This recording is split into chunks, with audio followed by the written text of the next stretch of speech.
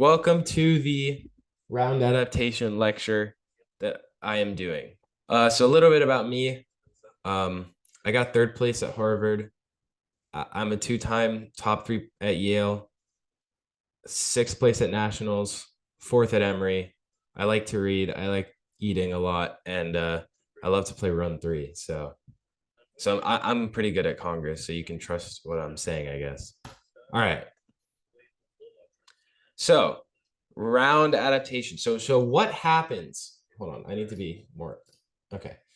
What happens in a round, right? Every round is completely different. It's random, it's unpredictable.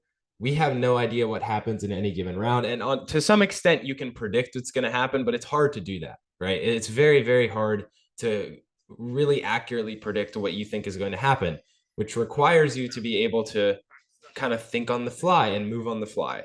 So, what is a round supposed to look like? Well, you have your early round speeches, your middle, and your late round speeches. All of these things, they do different things, and I'll get more into that later. But in essence, based on where you speak, and this is something I think you guys should keep in mind for the rest of the lecture, is when you speak, you have to constantly be thinking about where you are in the round, right? Am I early in the round where I have to contribute more constructively? Am I in the middle where I kind of have to find a balance between refutation and constructive additions? Am I in the late round where I have to mostly focus on synthesizing and weighing and refuting, right? So always keep that in mind as we go. Keep that in mind. The way I like to think about it and the way I like to teach it a lot is imagine you're building a house. Different parts of the round are different parts of this house that you're building. So in the early round, you're laying the foundation for what your side is saying for the rest of the round, right? If the early round speakers don't do that, then your side has no offense and you're basically just going to lose automatically because you didn't establish any offense to begin with. So there's kind of nothing to build upon, right? No foundation. The middle round is two things. It's launching wrecking balls at the other side's house to try to tear it down a little bit, but also to decorate your house a little more, or maybe add a second story or whatever you want, right? Contribute to building your house, but also make sure that you start to target theirs as well. And then the late round is, in essence, once all that is done, maybe there were some gaps. Maybe there was a wrecking ball you could throw here or there as well to further destroy their house, or maybe there was a point that you felt like your side didn't bring up enough, and you bring it up, and so you're decorating your house some more. But ultimately, the point of a late round is to synthesize the two, evaluate what's left of the two houses, and compare them and explain why your side is better. All right. Well, I'll get into the more specifics soon. So, what is round adaptation? So there's really like two ways to do round adaptation. So the first way, in my opinion, the best way, the way that follows like proper Congress, that is what the event should be, is just straight adapt according to what is happening, right? You build and crush the houses necessary, you weigh the two houses.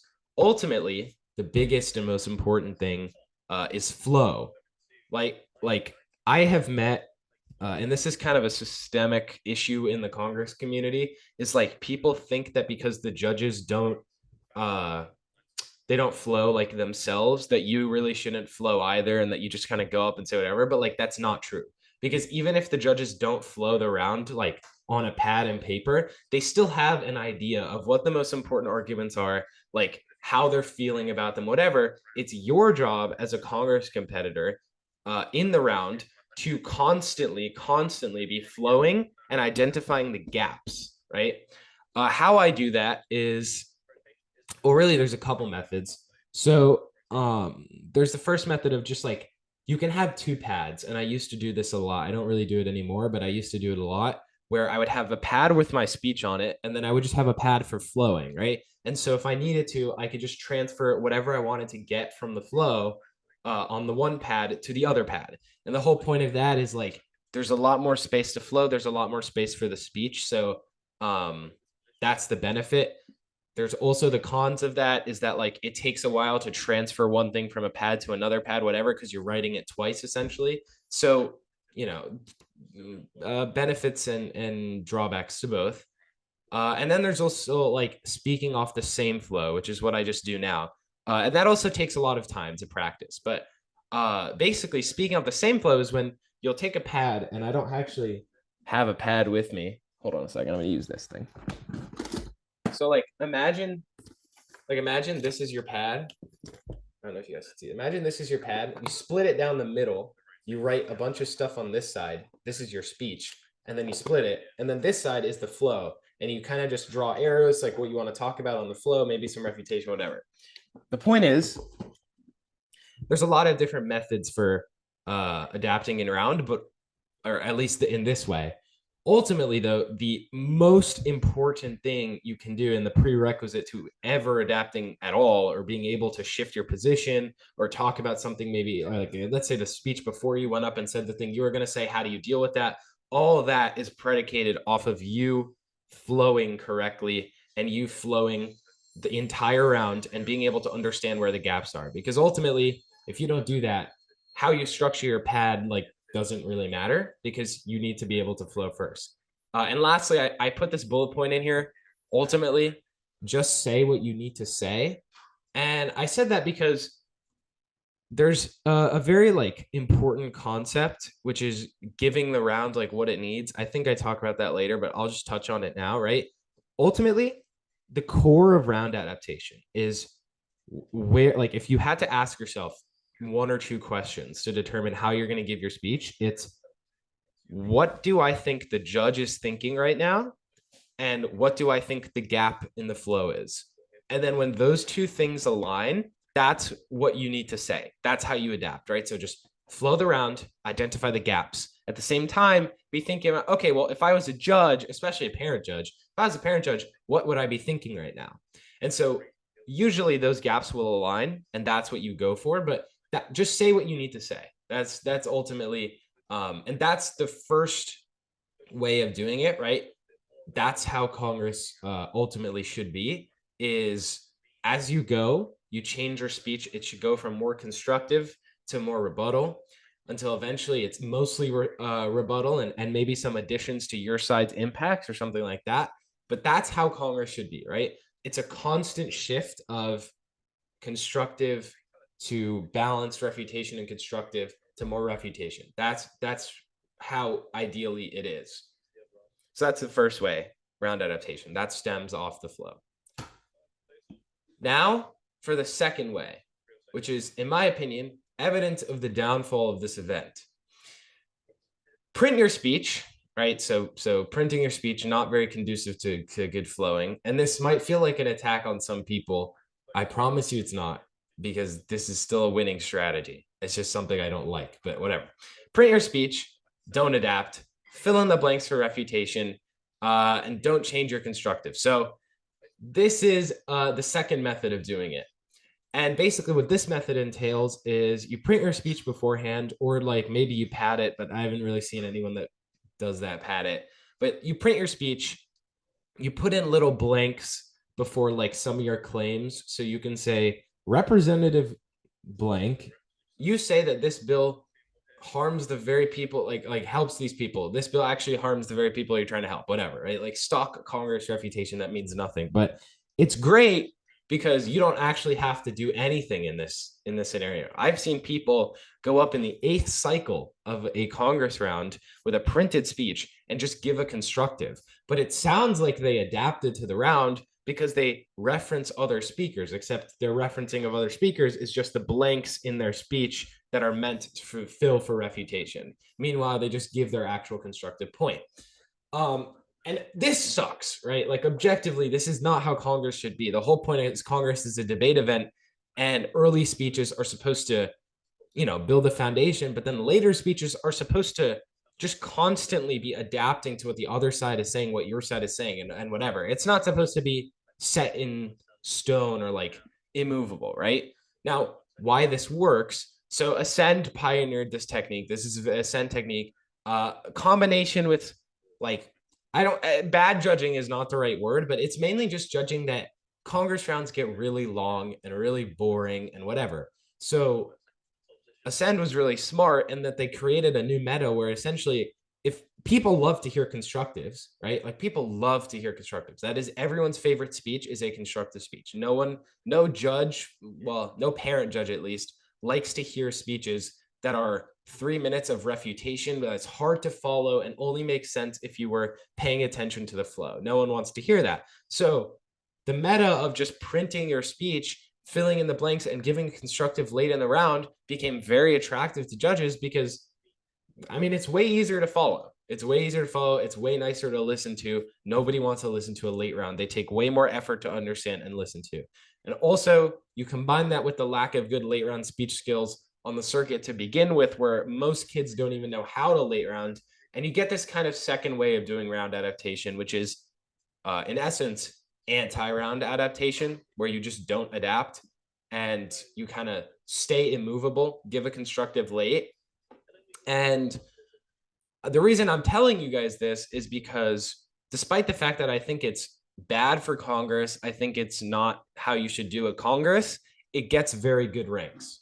So if your goal is to do Congress and get good ranks, rack up accomplishments, which I mean is fine, right? Like that's why most people do Congress. Like that's part of why I did Congress. But if that's your goal, that's your main goal, just stick to this because this is what's working right now. And maybe the meta will change. But I don't really see that happening. I think it's gonna be like this for a long while. So the first way is the ideal way. And I think if everyone did the first way, then it would be very good. But the second way is what will get you the best ranks at this point in the evolution of Congress.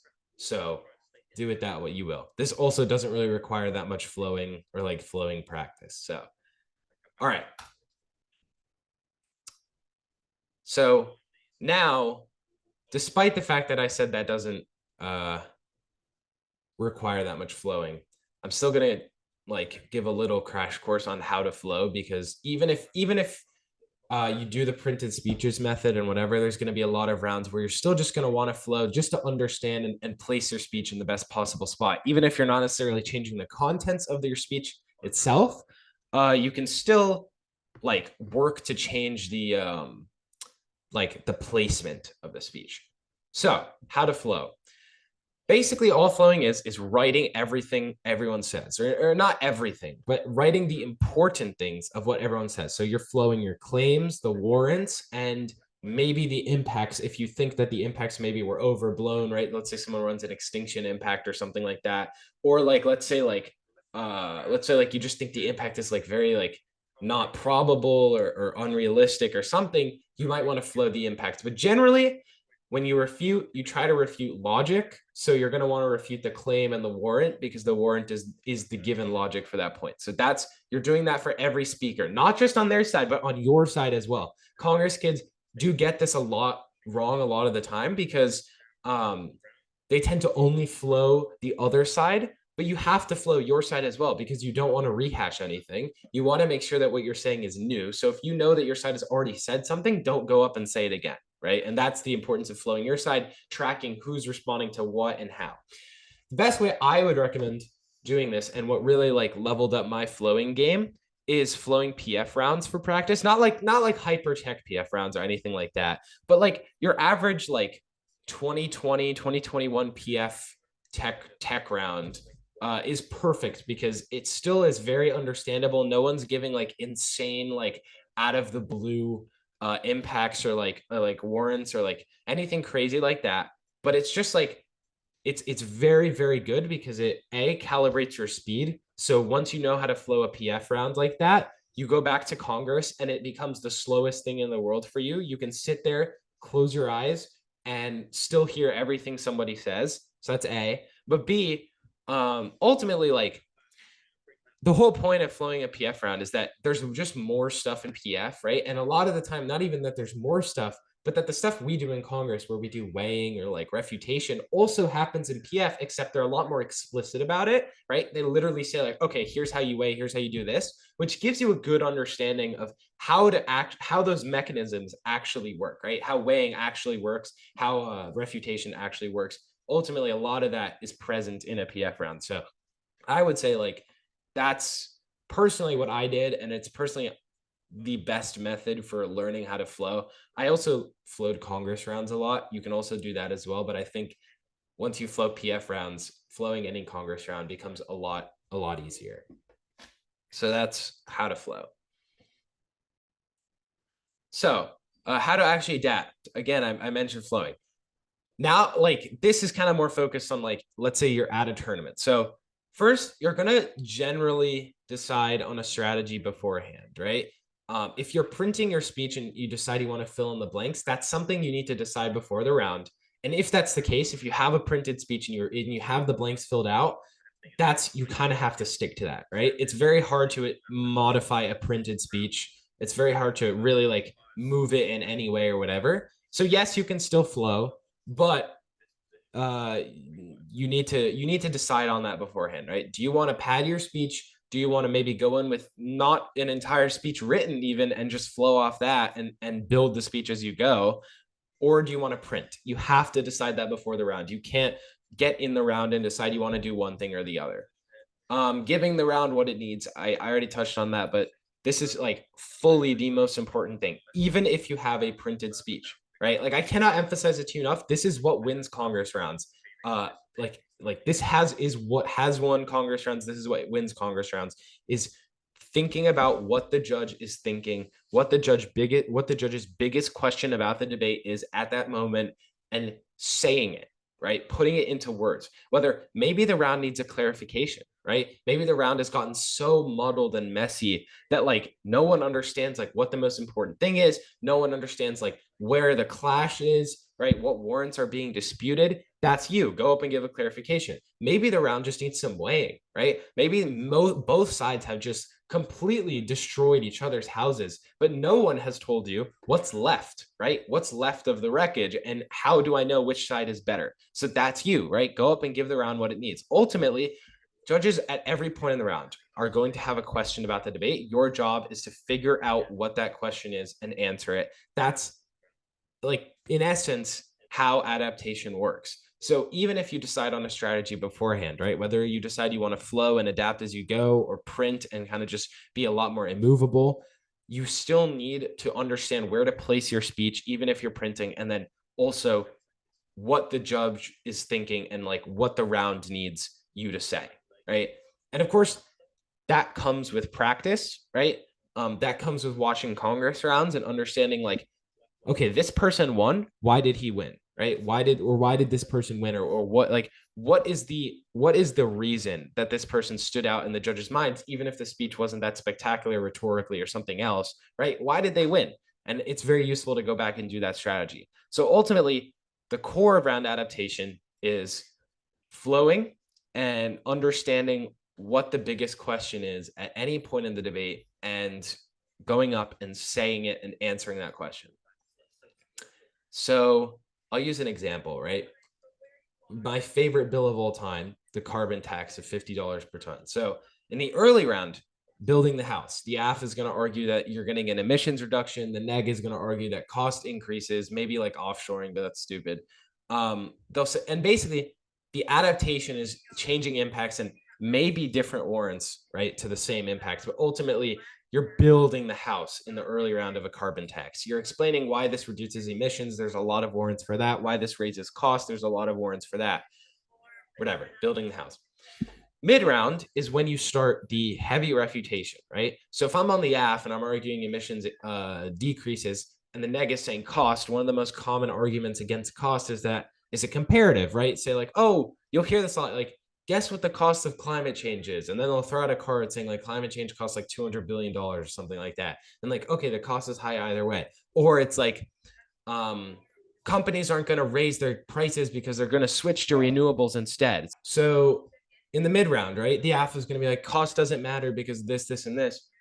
The neg is going to be like, well, emissions doesn't increase because companies offshore, like because companies like they just pass on the cost, right? So but warrants that also kind of link back into what their own side is saying as well, but they start to refute each other, right? So you tear down their house and if you can build up yours more. So like that's the good, right? So that's how it goes in a carbon tax. But the adaptation relies on figuring out where the responses are, how you can link it back, etc. flow the round, understand it's up to your judgment.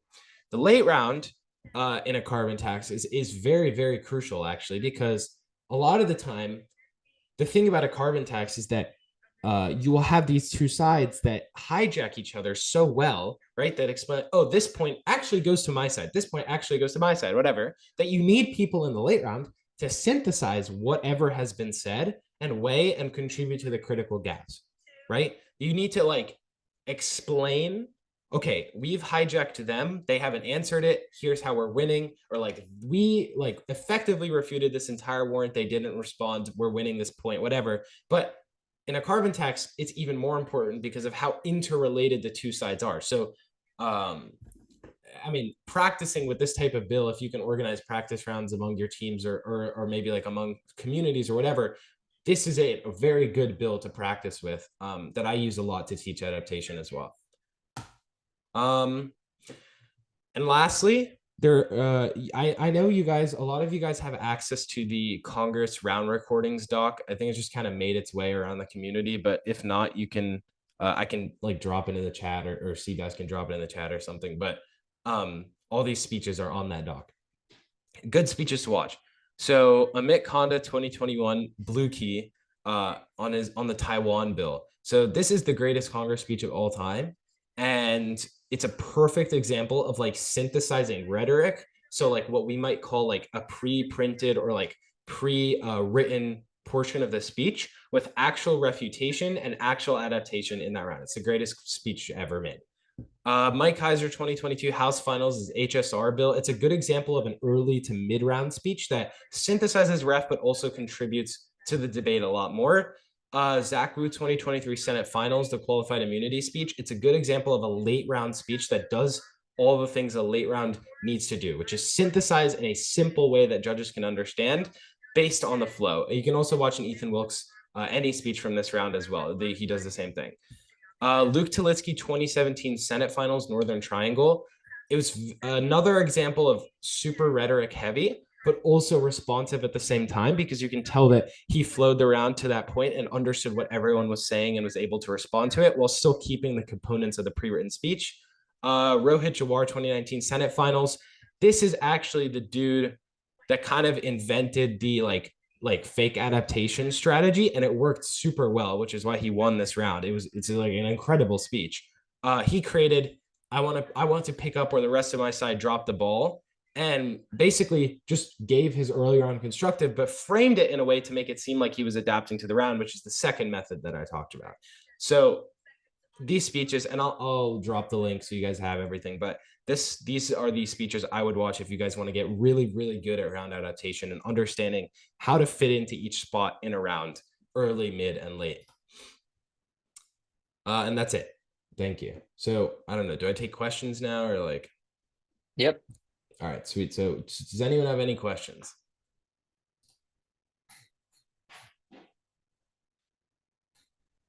I know you said that flowing, best way to do it.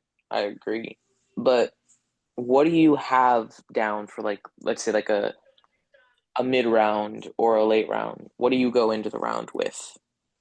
Like me personally? Yes. Well, I usually go into a round with an empty pad because I don't really like pre-write my speeches. So I will go in and kind of just flow the round, speak off the flow.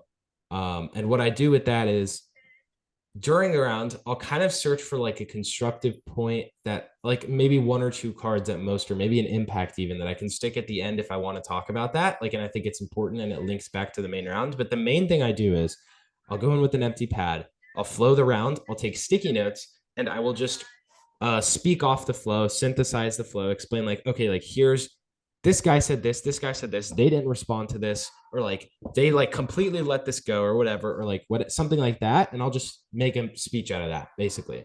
And try to simplify the round as much as I can, and it's worked pretty well, especially in like out rounds where people in like semifinal rounds at major tournaments love and love to speak early. It is very, very contested in a semifinal round. So if any of you guys get to a semifinal round, if you learn how to flow and speak late, you are already at a massive advantage because you are going to be in a spot where most people don't even want to speak and are unprepared to speak. So, but yeah, I go an empty pad, flow the round, synthesize, and just kind of speak on what I think is the most important issue. And that's kind of how I do it. Yeah. Um, Sorry to like keep on this, but No, that's like good.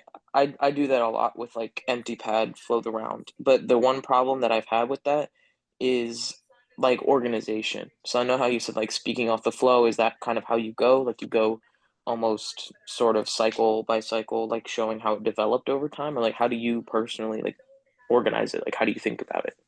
Yeah. Like essentially, like it really just depends on the context of the round, right? So if I think the round is very like interactive, then I will take a broad approach to explaining things. But if I think the round is like maybe like you said, like cycle to cycle, where like every cycle feels like it's just introducing random disconnected stuff or stuff like that, then uh I will kind of just synthesize what I think is the most important stuff. But ultimately, like the trick with not with organization of any late round speech is just lead with the most important thing, right? Well, first lead with a claim. Always lead with a claim. You say pass this bill because, fail this bill because. It doesn't matter what type of speech it is. You have to have that at the top so judges can write something down or think or have that in their mind as you give the rest of the speech.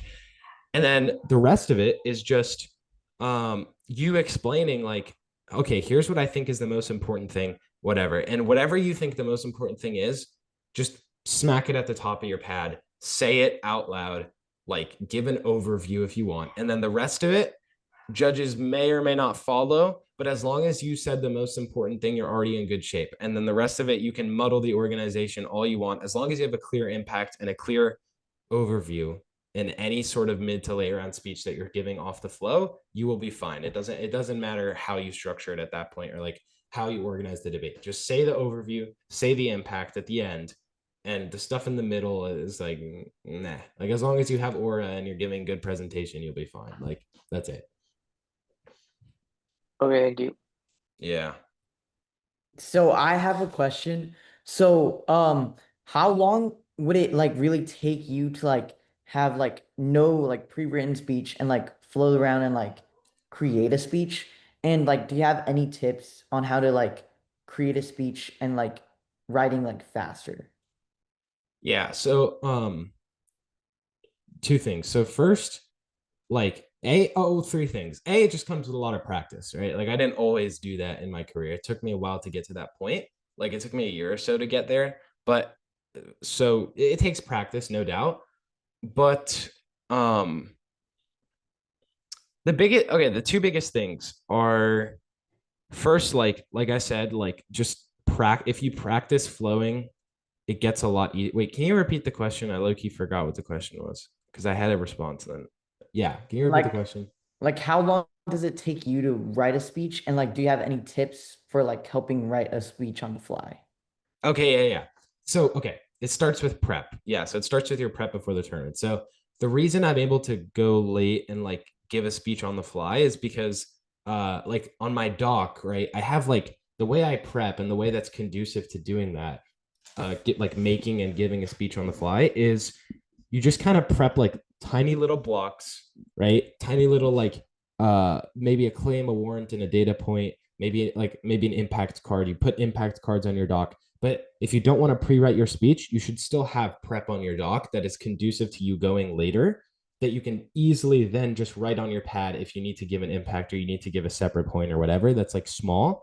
So it starts with how you prep, and then ultimately ends with how you flow in the round, which, like I said, the best way to do it is to just flow PF rounds because that slows everything down for you and it'll be so much easier for you to write anything on the fly. So it starts with how you prep small points that you can give during a round, right? Prep small things that you can insert here or there. Maybe even like if you think you know what the other side is going to say, maybe what warrant they're going to go for, just prep maybe a response or two on your doc already, and you'll have that when you go into round and you can paste it onto your doc right away, or you paste it onto your pad right away. So all these different methods, but it really just starts with how you prep, right? You have to prep in a way that's conducive to giving a late round, in a way that's conducive to you uh being able to just plug and play whatever you want, essentially. So it starts with how you prep and then also the flowing practice. slows everything down enough for you to have time to write a speech. And it takes time to do that. So don't expect to get that like right away. No one's able to do that right away. So it takes time for sure. Okay, yeah, thank you. I want to ask. So I know you said like putting like small blocks or things that you can say throughout the speech. You mean like, do you mean this in a way where it's like if I know that in, let's say, carbon tax, part of it's going to be, um, I don't know, the cost of carbon tax for these companies, right? That I'm pre-writing a refutation for that, or that I'm just pre-writing a constructive point to give. No, I mean, look, right? Like a lot of bills we get are super common and repeated, especially if any of you guys go to like Emory or Harvard, like especially Emory or Harvard. Those tournaments repeat bills every single year.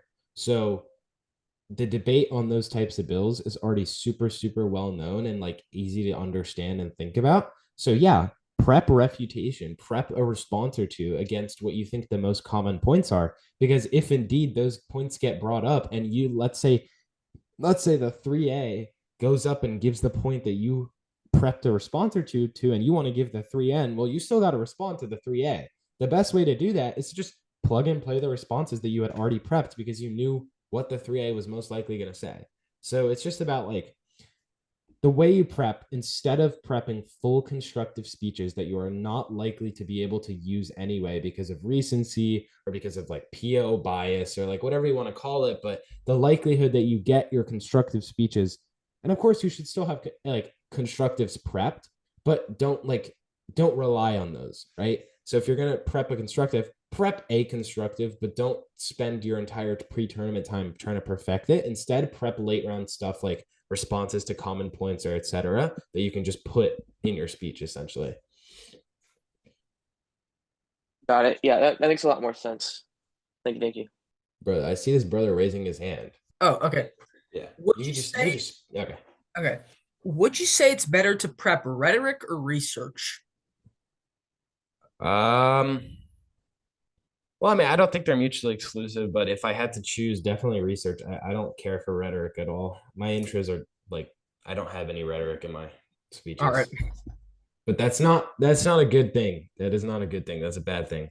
But I would prep like ultimately like you can have the most rhetoric in the world, but if you have no substance, it's like I mean the speech is just nothing. You might get like one judge to give you like a one or two, but then the other two judges are going to give you nines because they didn't understand what you were arguing. You know what I'm saying? So it's like the balance has to be there. I don't think it's mutually exclusive, but if you had to choose, I would do research. When you say speaking off the flow, do you mean like you've got your pad, you've got your flow, and then maybe like in the margins of the flow, you're writing Well, like kind of how I you want to just organize it, I do or sticky sticky notes? notes. Sorry. Yeah, I do sticky notes. Sticky notes, I think are the best method because you could just put them down, remove them, put them down, remove them, like nothing even, like you didn't even write anything. Nothing's permanent. I think that's the best, but that's just me. Okay. Okay. So like the way that you do it, you'll have the flow, you'll have whatever intro you have, the claim that you want to say, and then you go through and either like group or address the things that you want to off the flow. Yeah, basically. If you guys, if any of you guys do take my advice and flow PF round, pay special attention to the summary speech, which is the third speech that each side gives, because in my opinion, if you were to give these types of summary speeches in a Congress round, it looks exactly like a Congress late round slash crystal. It's just a PF summary. Like they're the same type of speech. So if I were you guys, I would watch a PF summary, like pay special attention to that speech because that speech, in my opinion, it is really a really, really good example of what Congress late rounds should look like. Yeah, watch last year's PF finals. This year it was Buns. That's true. Last year was it was Durham versus Plano. That was a good round.